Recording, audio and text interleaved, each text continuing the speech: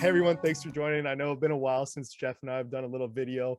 Gonna mix in a bunch of things today. Gonna do some macro level kind of economics and politic type stuff. Mix that into the psychedelic ETF. Probably go through some Tesla, some crypto, and then of course make our way to M2Bio. But Jeff, first things first, how are you?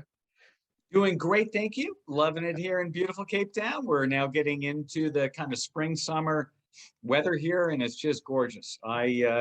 I'm loving it more and more and more. I never thought, as you know, when we first started doing these little videos, if you go back a year and a half ago, I never thought I would actually be living here full time.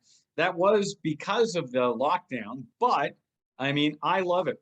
I wouldn't want to be anywhere else at this particular time. I'm loving what we're doing in the business and the people and the culture and the food and the weather and the mountains. I can go on and on and on. It's a paradise here. I know you've showed me your view. Obviously it's pretty incredible, so I'm extremely jealous. I think almost everybody watching these will be pretty jealous, but let's fire it through. Look, biggest thing people talking about is this debt ceiling in the US and how shaky the markets have been around it. What's your take? My take is as it always has been, Jason. I remember we've spoken about it before, and that is, just generally speaking, if you keep on printing money and you don't have anything to back it up, at some point you got to pay the piper. We've seen that in the Chinese market with, the big real estate firm over there having big issues as well. And it's all because of the same old thing. You take out too much debt and there's nothing to back it. What are you going to do at the end of the day? And, these numbers that they're throwing around, 1 trillion, 2 trillion, 3 trillion, 6 trillion. It's like, when does this ever end? And then you look at what they're throwing it towards. I was looking at some of the stuff in there. They want to, put $35 billion towards tree equity. And I did say that correctly, tree equity. You know what that means? Nope. They want to make sure there are enough of the same or different kind of trees so that it's equitable for all these trees. So there has to be, a certain amount of maple, a certain amount of this, a certain amount of that. It's like, Jesus, is that really worth $34 billion, $35 billion? There is some stuff in there, like there always is in many of the budgets that are there to, help certain political parties or whatever it may be, groups that have funded them prior to. But it's just, these numbers are insane. They do not make any sense. And what they will eventually lead to is, well, what they are leading to now is obviously inflation is at a 30-year high. Something that you and I spoke about. I said it was going to happen. It has happened. It's not going to stop. It's going to get worse. We're going to have big supply chain issues coming up Q4.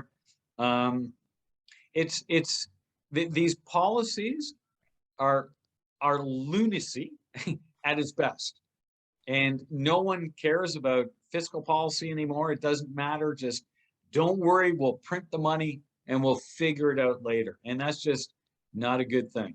And it's everywhere. It's scary what these people, when I say these people, like the current government, current administration, to hear some of them speak about what they want to, use the money for. It's like, oh my God, where are we? I feel like I'm in another world. No, it's insane. And you've got, hey, we need to do this, but let's put 5 other things in it. Like you said, tree equity, which I didn't even hear about before, and all this other stuff. You also kind of talk about the shipping issues, which we'll get into, the supply chain. But so just general, obviously a lot of people unsure what to think about when it comes to the debt ceiling, and people saying, oh, this is what's going to be the catalyst for either the market's going up or the market's going down towards the end of October. What's your kind of feeling on what's going to happen with the debt ceiling? Well, on the potential, they're going to have no choice but to raise it like they always do. They always have, they always will, and they always do. Unfortunately, there were a couple guys out there that definitely would say, I'm not raising it, period. But you know how it is behind closed doors. They talk a little bit differently, just like they are right now on passing the bill. They're talking a lot differently than they do on camera. So they'll pass, a higher debt ceiling, whatever. But again, like I said, it really is dangerous. And what it's setting us up for is a slow erosion of the capital markets. It's not going to be something like a big collapse in one day. It'll be just a slow, painful erosion where every day, you're going to sit there and see, the capital markets is slowly going down every day, every day, every day, every day. And it's not going to end until we get rid of this kind of thinking that's out there. I mean, listen, there's no doubt about it that we live, America has become a socialist country. You can't debate that. You can't argue that it's not. It is what it is. And to think 20 years ago that you would ever make that statement that this country will be socialist in 20 years, people would think you were a nutcase if you said that back then. But here we are, and it's actually there, much like Canada. I mean, you guys, I mean, Jesus, what can I say? Talk about socialism. Whew. I mean, it's scary. And, there are other countries around the world heading down this path too. And maybe I'm a lunatic. Maybe it's time I change my mind and I become a socialist. Maybe that's the new way, is just to sit back and not work and collect free money from everybody. I mean, maybe that's the new thing we're all supposed to be doing.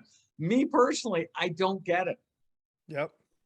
Agreed. I don't get the argument that people say this is the way the world should work. I don't understand that it's okay not to put in a good solid day's work. It's okay to sit at home and do nothing. I just don't get that. Agree on the unfortunate reality of what we're living through, and we're the minorities, Jeff. Yeah. So hey, let's it'll be crazy to see where we are in 5 years, unfortunately, and hopefully it starts to turn at some point. But yeah, like you said, Canada's a little crazy as well.